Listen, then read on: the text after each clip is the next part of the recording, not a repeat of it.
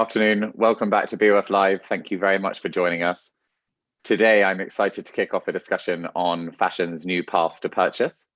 In processing over 31 million payments online and in-store and on mobile transactions on any given day, Worldpay has a particularly expansive view on where consumers are paying for goods and how they're doing so. So I'm delighted to welcome Maria Prados, the VP of Global Retail and E-commerce from Worldpay. Thank you very much for joining us, Maria. Yeah, thank you, Robin. I couldn't be happier to be here, really. And as you say, discuss all of these new ways of shopping. We have been investing a lot the last 12 months into research to make sure that we can get all of those insights and share best practices amongst our retailers. So I'm pretty excited to be here today and do that. Fantastic. Thank you so much for sharing that research and this energy on this particularly dreary, cold day in London, where both Maria, myself, and Shanu are based. Shanu, thank you so much for joining us. Shanu joins us from her own consultancy, having previously been the youth editor at WGSN and brings a wealth of experience, especially around how younger cohorts are spending their money and what's causing them to spend their money in new and exciting ways. Shanu, thank you for coming. Thank you so much for having me. Such an honor to be here, and I can't wait to discuss paths to purchase. Great topic. Thank you. Absolutely. Well, as the pandemic has really underscored, consumers' paths to purchase have become more diverse than ever before.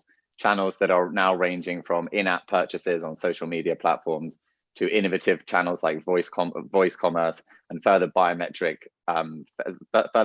like facial recognition are all emerging as potentially very lucrative paths to purchase for the fashion industry. And what we're going to try and do today is identify which of them are of particular interest to the fashion industry and why, and what it is that's driving consumers to adopt some channels over others. We're also going to talk a little bit about how the paths to purchase themselves are being innovated through frictionless paths to payment and other innovative new technologies being applied to the customer journey. Maria, just to kick us off, I wondered if you could share some of the top line insights you've been working on over the past 12 months in your research, and what you think is most important for the industry to understand about consumer spending at the moment. Yes, for sure. So we really wanted to find out what those changes in shopping habits were, right? So we did some research and asked 1,200 shoppers around the globe around their shopping preferences. So actually, we found out that 90% of the people have changed their purchasing habits as a result of the current situation, right? Which is massive. And like we've discussed before, it's actually not because of their own choice, but rather like their lack of choice. So also as this situation, it's getting a bit longer, unfortunately, but these habits are getting stickier. So maybe you can share some of the stuff that we found. And we were saying that basically this omnichannel and the kind of consolidation and making sure that you have an aligned strategy around the different channels that the shoppers use to purchase is key, because over 70% of the consumers are using more than one channel during the whole shopping journey. And we also looked a bit further down into the detail okay, so what are the preferred channels across each of the different shopping journeys, from browsing, purchasing, delivery, returns, customer care, and even feedback, right? So basically right now, what we're finding is that website is the preferred channel for every step. But, and again, I'm not sure if it's preferred or kind of like the only option in most of the countries, to be fair.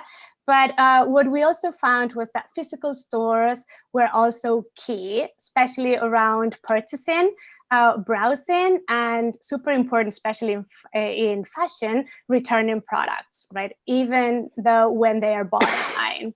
And then the last one and the last piece to probably highlight is around social commerce. And I think we're going to discuss it a bit later. But we were saying that this is definitely the channel to invest right now, because it's becoming key for browsing and finding and giving feedback, but also for purchasing more and more. So this is actually pretty exciting in my world, in the payments world, because at the end of the day, we just need to embed that payment capability within all of the different channels. It's interesting that you mentioned embedding that payment capability. And just before we jump to Shanu to give us a bit of an overview of what's behind some of these shifts, but how important is it for retailers to really create strategies that are harmoniously tied together? You know, you mentioned that there are now a lot of different ways that consumers are, 70% of path to purchase are now using multiple different channels to create touch points between brand and consumer. You know, it's very challenging to make that one synchronized strategy, let alone to make it a synchronized strategy that is actually effective in achieving what you want to happen, specifically a transaction. What's the risk of not getting that right? Well, right now, losing customers, right? So, and it is all about the shopper experience. So one of the questions as well that we asked was more around what would happen if you don't get the right customer experience. And funny enough, around 60% of the shoppers were saying, well, I would go to a competitor. So the risk and the beauty of having everything more digitally is that you are one click away from your worst enemy, so to speak, right? So your competitor that might have a competing product. So right now, more than ever, as the customers get more tech savvy and that they have everything at their fingertips, retailers just have to get it right to pretty much survive. Shanu, what Maria is sort of saying is the lack of choice, and that's sort of one side of the coin, that, you know, we are all living under government regulations, under very constrained retail circumstances, and a number of retail stores are closed and things like that. Not only are the touch points that consumers can access brands restrained and limited at the moment, but it's also impacting how they feel. You know, there's both the sort of physical reality that they can't go to a store, but there's also the reality that they're all living and we are all living as to why we can't go to a store. How's this all influencing how consumers are interacting with retail and how they're viewing the different channels they can adopt to buy things? A great question. So I think, to emphasize what you were saying, 2020 is certainly the year of radical catalytic change. And we're seeing some of these consumer attitudes and behaviors that we tracked beforehand, before 2020, become much more enunciated and heightened in 2020. So like when you talk about this kind of the shift in like consumer attitudes, we're seeing that there are actually 3 key areas to focus on. So the first is tacticity, the second is heightened attainment, and the third is social, or the advancement of like social dialogue. So just to go into more detail, tacticity is probably the biggest shift, with consumers of all demographics finally getting comfortable with life in a digital lens. So we're seeing this increased need to navigate online landscapes, with a pointed rise in like VR, AR, and lots of mixed reality engagement, formerly considered much more niche or elite. And on a kind of more simple level, it's just a bigger acceptance of like e-commerce. So we're seeing these consumers become much more open to adapting with innovative, frictionless, personalized digital retail experiences. And like we were saying, 50% of all these consumers are now shopping for like things that they wouldn't have shopped for online beforehand. So it's just this big shift towards online. And then with like heightened attainment, it's undoubtedly like a much more closer need to kind of have convenience, ease, and accessibility kind of become this really important part of the experience. So we're seeing this expectation of like retail to be much more nimble, much more reactive, and also much more fast. With much more UK shoppers becoming channel agnostic, like you were saying before, Maria. So needing like this kind of one space to have all these strategies kind of in place with lots of touch points for the entire consumer journey. And then finally, there's this idea of this kind of new social dialogue that I think we're going to talk into a bit more detail later on. But basically, the pandemic has jolted all of our consumers to become much more fiscally responsible, seek out connection, and also make much more value-based consumer decisions. So how this plays out regarding retail channels is through peer-to-peer and greater desire for connection through social shopping experiences. This is especially poignant for young generations who kind of really put the onus on like conscious behaviors. So yeah, that's kind of a very kind of long-winded answer to that. The news at 10. No, that was perfect. And it actually leads perfectly to the sort of first of the topics that we're going to discuss in a little bit more detail, which is social selling. And, you know, it's given the commercial power of some of the social platforms, social networks today, it seems shocking that, you know, only 3 years ago, there was very little retail transactions, certainly not retail transactions taking place in app. And now, you know, the biggest apps in the world, WeChat through to Facebook, through to Instagram, a lot of them now offer a customer journey which never leaves the app. And this is a huge step forward in terms of retail, but it's also a huge step forward in terms of how brands and businesses integrate social strategies into their businesses, and how much effort and time they invest into their app strategies. Maria, you know, how significant is the app opportunity for brands and businesses, and how does that opportunity vary depending upon potentially the size of your business or the type of your business? Yeah, so I mean, the short answer is like massive, right? But, great, that's all we need. that's all you need to know. But no, like, really, we had been talking about social before, right? And actually, one of the main drivers before the pandemic was probably the mobile device, right? And right now, mobile is kind of like the new desktop, to say something. So there are more smartphones in the world than people, right? So people are now constantly connected. And this has enabled any kind of social media platform to actually reach and engage even further, right? But I guess the question is like, is this like an awareness channel or marketing channel, or is this really a sales channel? And right now that we've seen that social media is actually not social media anymore, it's social commerce, right? And with the pandemic, as you were saying before, Facebook reported that they were having an increase of 70% of Facebook Messenger users in the lockdown areas, which is amazing. And on our research, we also saw that 50% of our shoppers globally are very likely or have already used social media to buy a product. So it is definitely in there. And also as m-commerce, which is already over 50% of our online retail spend right now, and this continues to grow, there is this massive opportunity around social media and how to convert it into a pure marketing channel to a more sales channel.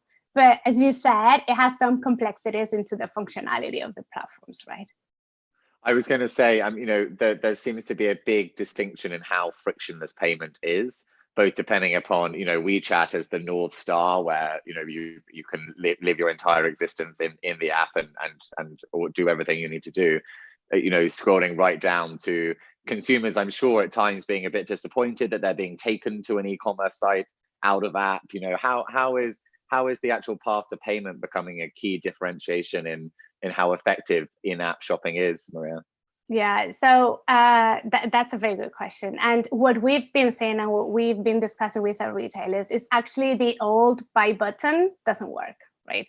So you are taking your shopper away from the experience that they're having and their community to another, as you said, the brand e-com website or the brand app or whatever, to just continue their purchase, which is only going to create this kind of abandoned basket effect, because they were like, hey, wait a minute, I mean, I wanted to buy, but I'm also having this conversation. So we've been doing a lot around this with the social media platforms, and the difficulty is that each platform had its own way and its own like shoppable features that they were releasing to the market, right? So they all knew there was an opportunity, and they all know there's an opportunity there, but like, how do you actually transform it? Because they are not commerce tools, so they weren't defined or they weren't designed to be commerce tools, but now it's like, now we need all of these shoppable features around them that then we can adjust the payment. So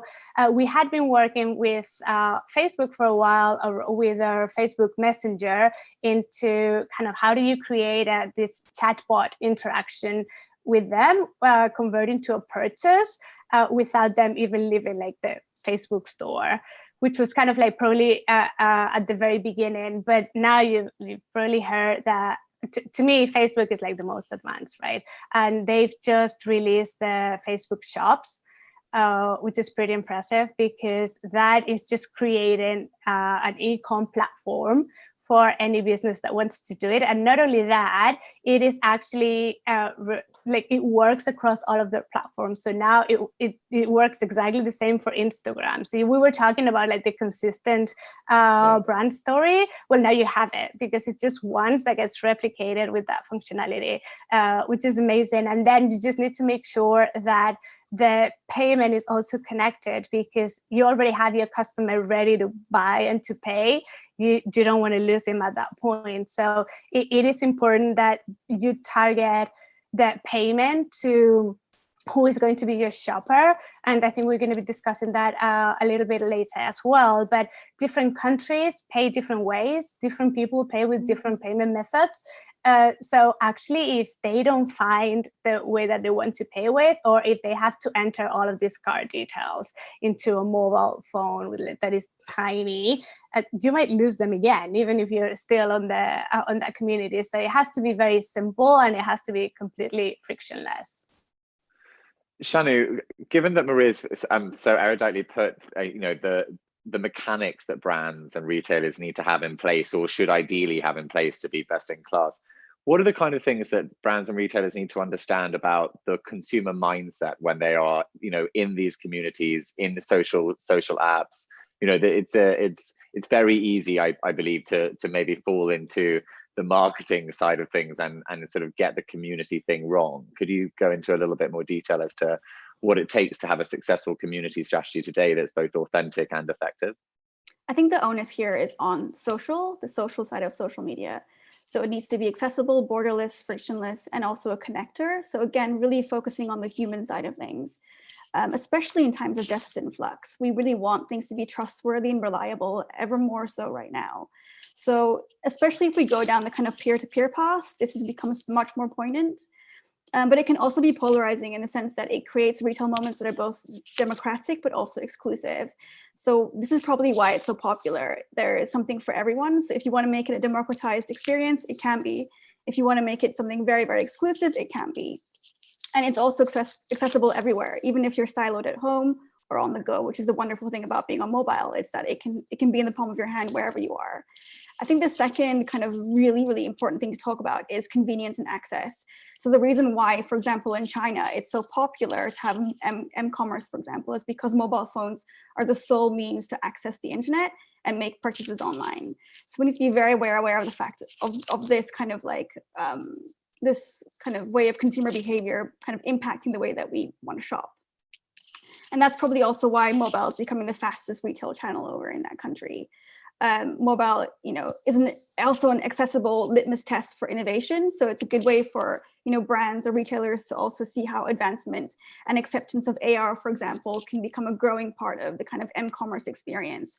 So for example, like I think Amazon has an augmented e-commerce called, I think it's luxury stores experience, which basically invites consumers to shop in shop and experience a kind of 360-degree viewing options for products. So again, this is a way for like a brand or retailer to kind of litmus test and like see how these things could change and evolve and become a better part of like the kind of consumer behavior experience, if that makes sense. It does. And when you, just to go very briefly back to talking about peer-to-peer, as the retail ecosystem is transformed and department stores suddenly seem like, secondary channels to online platforms, be it, Depop or be it, any kind, there's a number of platforms online with communities in the tens of millions, if not higher. How do you think companies and brands can start to sort of put their foot into those waters and understand what customers are expecting from them when they enter into platforms that are much more democratic and are not particularly built around the kind of white glove service that perhaps a lot of retailers and luxury brands are used to? I'd say leaning into authenticity. I think the reason why these niche platforms like Grailed or Depop are so popular is because they are authentic and they really put the onus or the focus on the consumer and the kind of creator as one.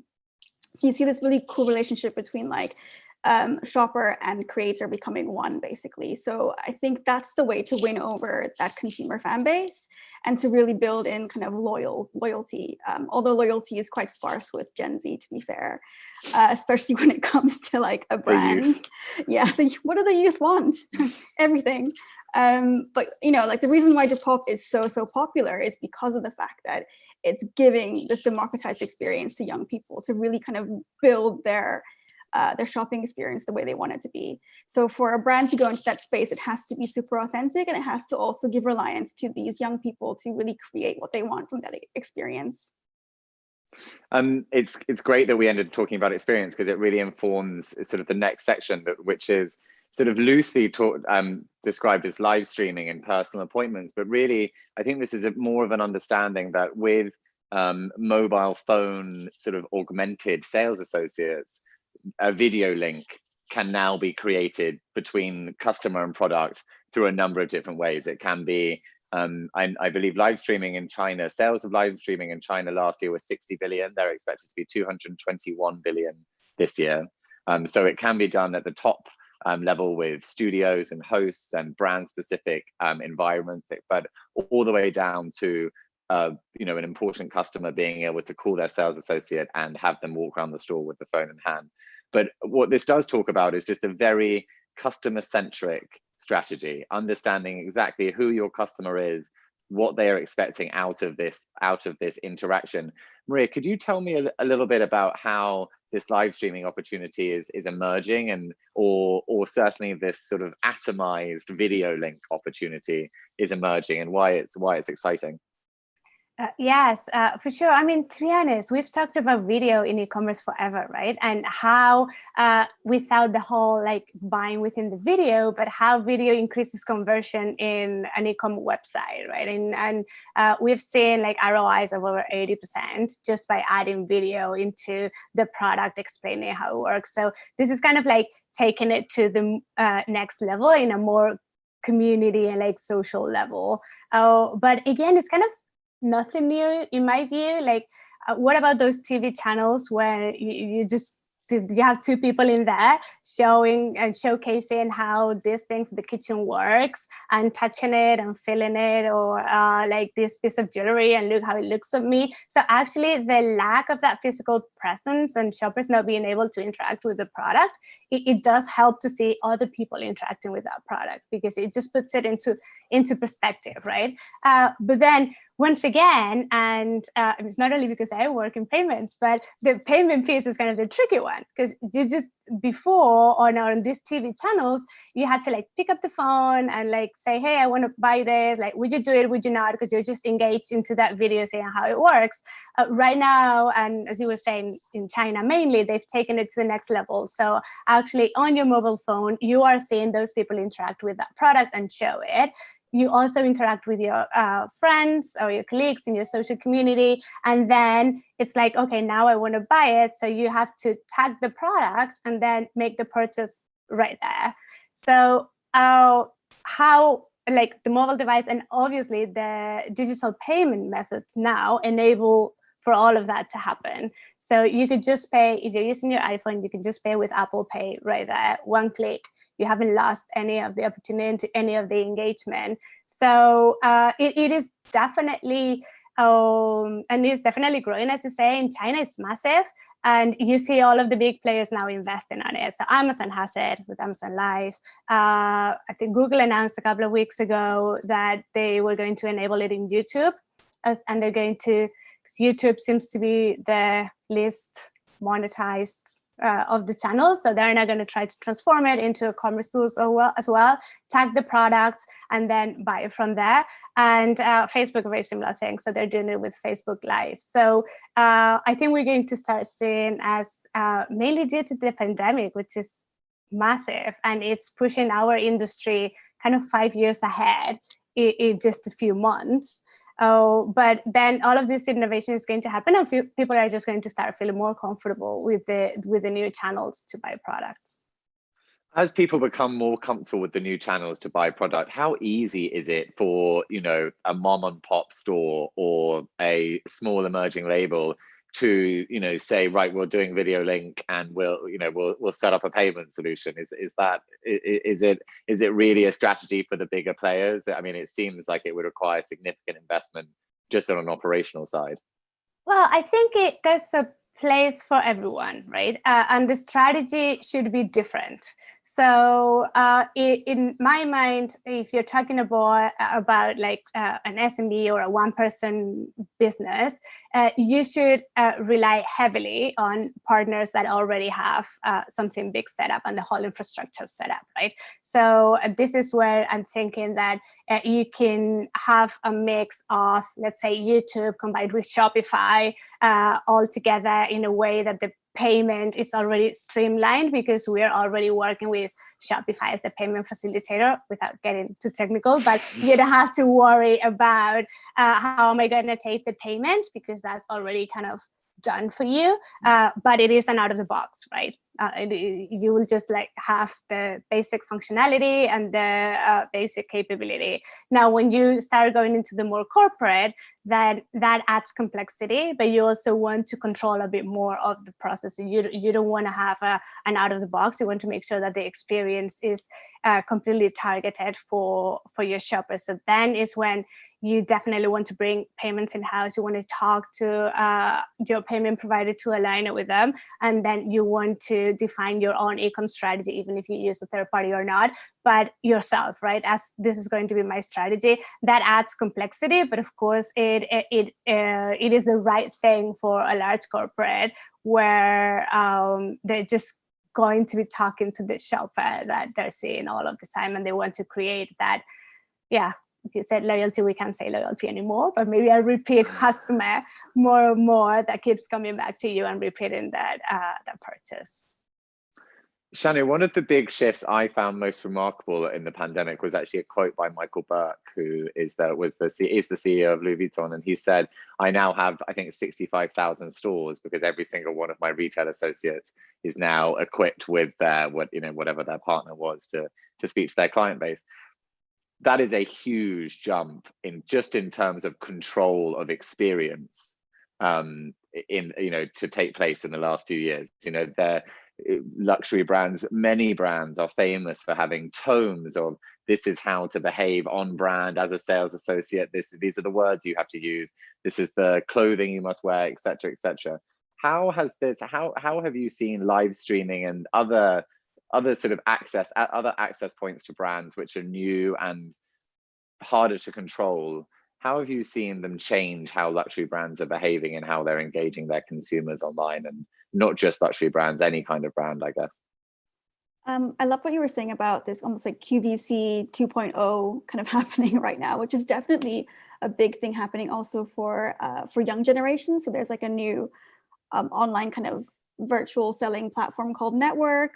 We're also seeing like bigger brands like Gucci, for example, who are creating these in-store experiences, which are all done via video. So again, it's this interesting way of of selling product that is much more human and much more, even though we're doing it virtually, there's still an element of human touch to it and like a human response. And I think it's really cool to see all these different types of brands kind of really leaning into this. We're also seeing live streaming becoming super popular, like we said, in China. But then we've got like an example, for example, I think it was Chinese teenagers and adults are kind of going more into these teleshopping channels that you were mentioning before, Maria. A really good example here is Tmall Collection, which I believe has like a see now, buy now capability or a model, which attracted, I believe last year, around 87.8 million views, which is definitely going to be growing in the next year for sure during lockdown. So we're seeing this interesting buzz being built around like these new ways of accessing brands, be it a big brand or a small brand or an independent brand that is a streetwear brand. All in all, it's this really interesting kind of shift away from the traditional modes of selling. And also, like you were saying, the salesperson has a new role, as it were. They're kind of the instigators or the curator of the new fashion experience. Even if they are at like a low level, there's still an element of like, they're the ones trying to sell through this new video app, which can feel a little distant, but is actually becoming much more important part of the whole retail experience, the human one-to-one touch. Is there any particular consumer demographic that live streaming or video, everything we're talking about is most relevant to? And both of you can answer this question, but Shanu, perhaps you could answer first. We've mentioned young people. There's also an idea of the sort of VVIP customer that is, being alerted that their new piece of runway has just arrived and, being shown it. Where is this most effective in terms of consumer engagement? I think what's interesting about the pandemic is that it's almost equalized the experience of young and old people. Like they're both more attuned to being online and shopping online. So you obviously have young people who are much more responsive to things like gamified experiences, or this much more kind of fun one-off experience of the retail shopping kind of vibes. Whereas like you were saying, the VVIP is also a big part of the experience. We're seeing a much more growing kind of shift to this tiered experience with retail. So you've got obviously your young ones who are coming in at the bottom, but you've also got like very specialist kind of platforms or experiences that are just made specifically for VVIP shoppers. So we're seeing like kind of a much more nuanced approach to these kind of dedicated brand interactions. So I think looking at like things like app-based memberships are becoming much more important for VVIP, for example.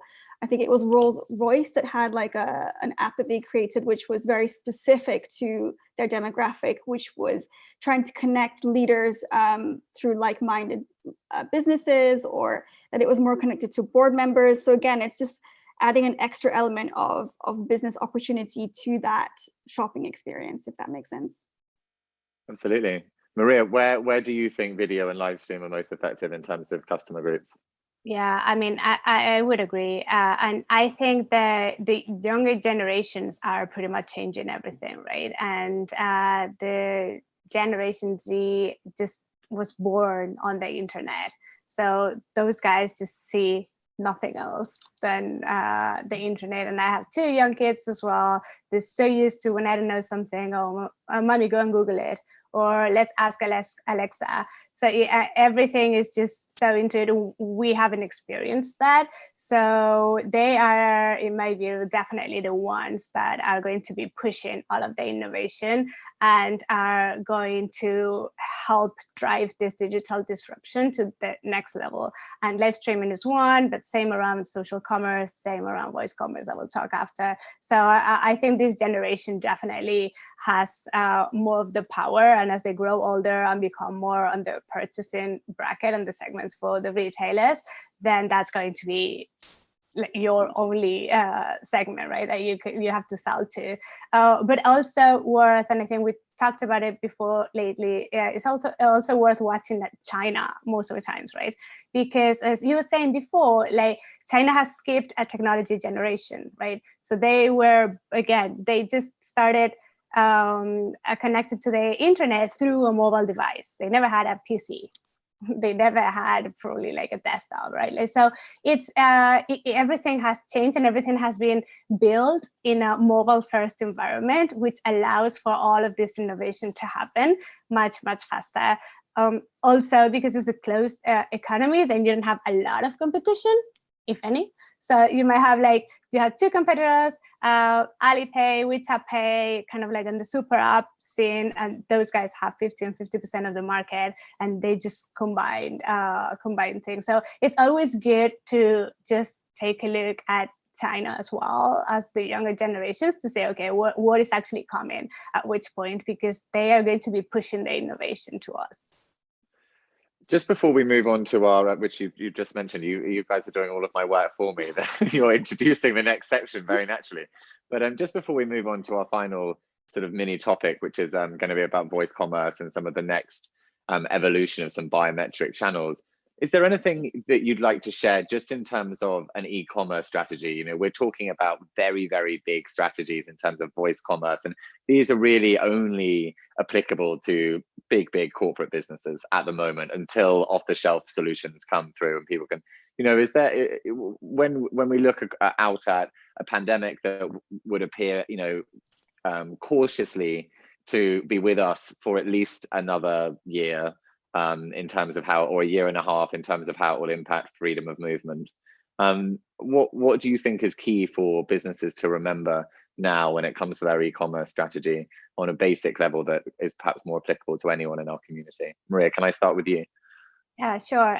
So I would say no. I would say it is the time now to invest in everything. And even when you are smaller, actually that could be an advantage, because the very large established retailers have a lot of legacy systems on them, and it is actually quite difficult to change and to adapt to the new trends that are happening, because retail, and when I worked in retail like 10 years ago, like retail would never prioritize IT, right? So IT was more like an afterthought into, okay, yeah, we have an IT department just to make sure that everything works. But it was more about how do you set up a store, or yeah, kind of marketing, really top of the funnel ideas. So what's happened is, as things evolve, a lot of these retailers have just patched their systems, right, to just give a user experience, but it's actually not that scalable.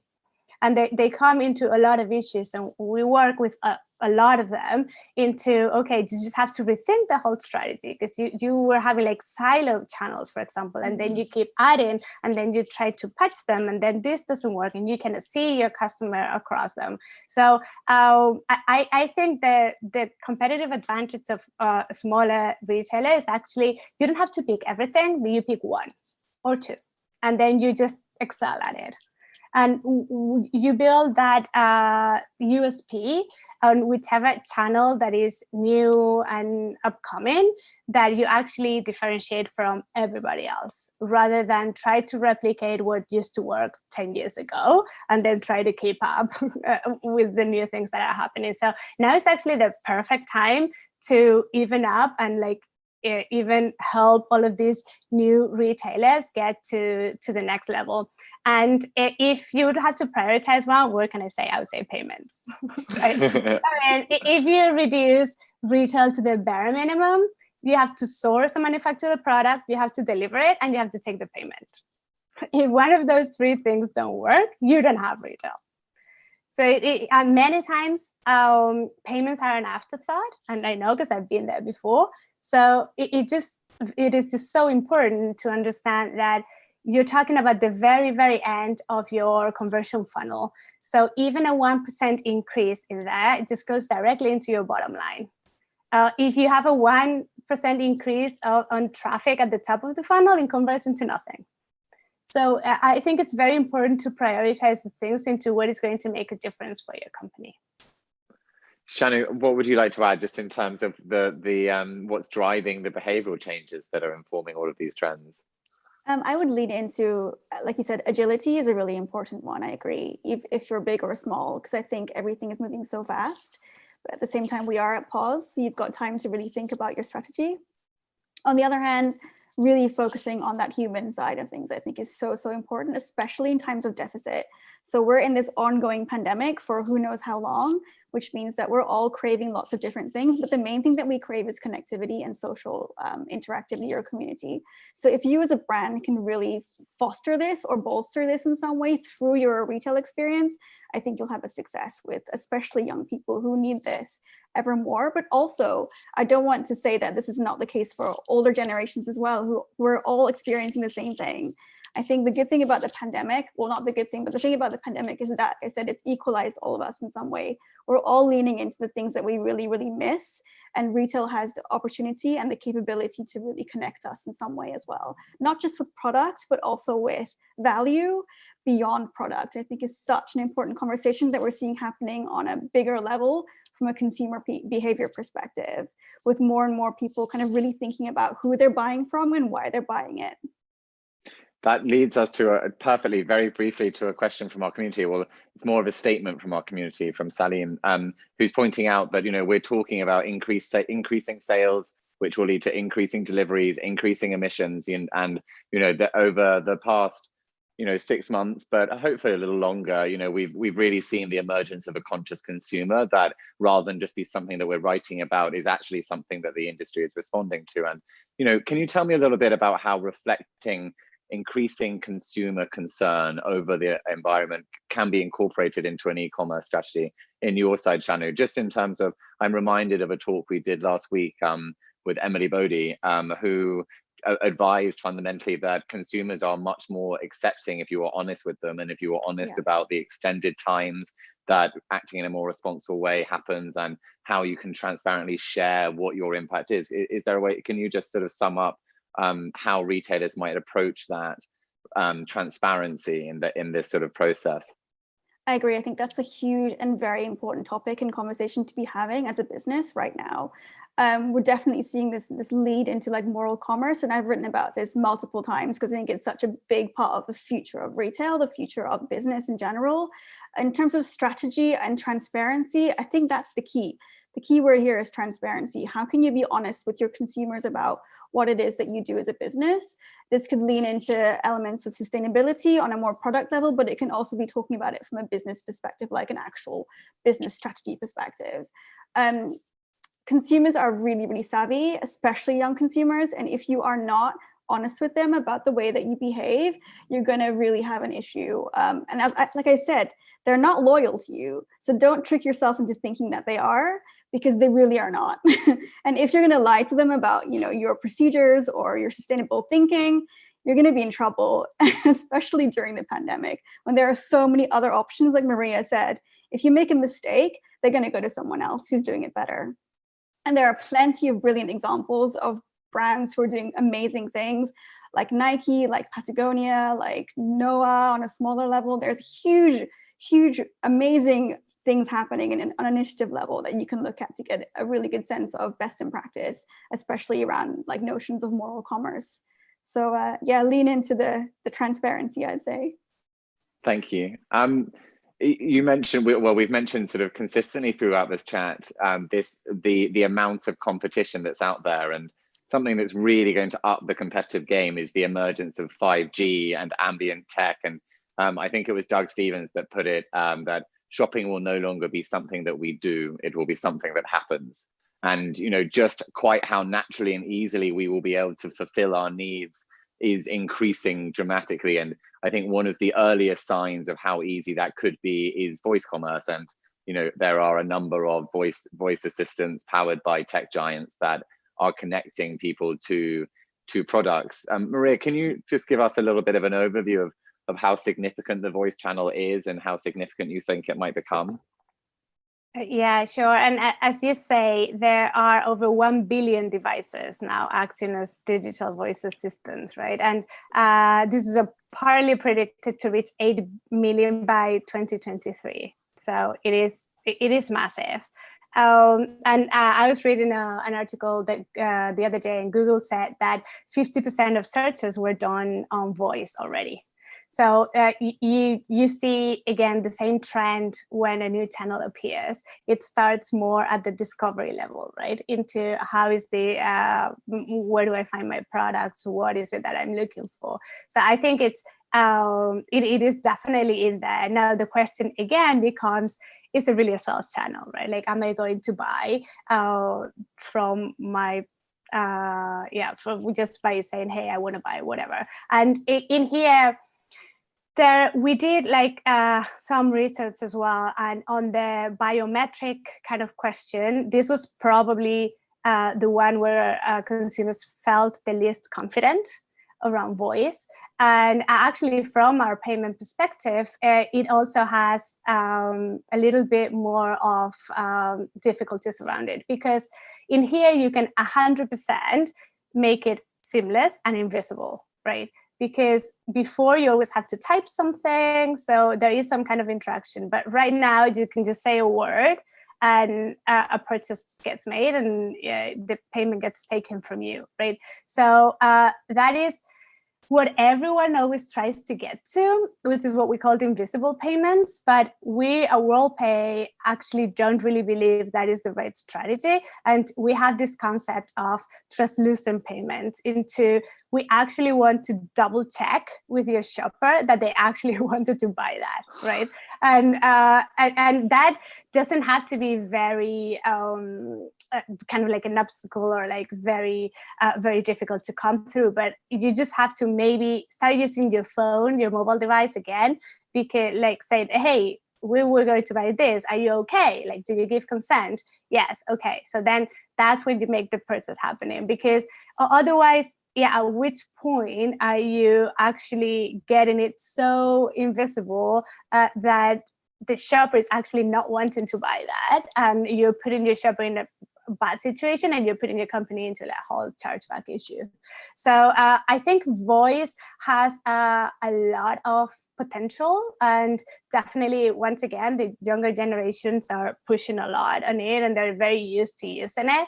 And actually now there are purchases happening. So I believe there's some research that said in 2020 there will be 23 million customer-made purchases using voice assistants.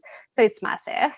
But I think on the payment side, you just need to be we need to be a bit careful into how do we execute it, and make sure that you are not making it so invisible that you're kind of tricking your shopper, if you know what I mean. Sadly, we've run out of time. So Shanu, I just wanted you to sort of finally add something just about trust. I mean, as Maria says, you know, invisible voice payments, and people just reordering, you know, whatever it may be that you bought before, and being faced with huge bills at the end of the month. We're entering a time when technology and brands there is going to be another level of trust expectation. And there has been a bit of a trust deficit, really, not only with governments over the last, you know, but with basically any large institution. So why is trust so important when we consider the path to purchase in the future? Great question. Like you said, we're already super aware of trust, or the lack of. So again, we're talking about you know, an area that is super saturated, and as a brand you want to stand out. If you can offer a trustworthy experience where people know that when they buy from you they're going to get what they want, and you're not going to try and trick them into buying lots of other things by accident, that will certainly be amazing, and a really, really powerful way of kind of maintaining some kind of loyalty, even though we're talking about an unloyal kind of society or unloyal consumer behavior. With regards to voice, I have to say that the kind of human-centric technology is definitely really interesting to see develop, especially with regards to trust, and also this idea of like sensory or tactile experiences in times of deficit. On top of this idea of like this deficit of trust, I think will be really interesting to see that kind of polarized tension grow, and then see how that will develop for beyond like payment purchase, but also just from a consumer behavior point of view.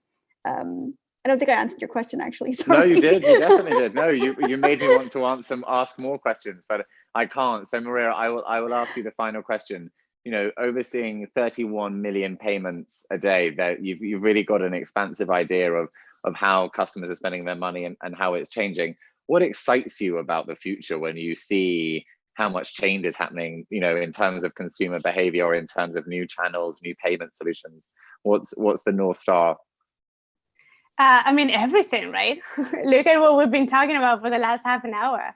I am actually extremely excited, and maybe I shouldn't say this about the pandemic, but it's just more because it's actually pushing us where we need to be, right? Mm-hmm. And it is going to be very painful for a lot of the companies and a lot of the industry, and definitely the economy.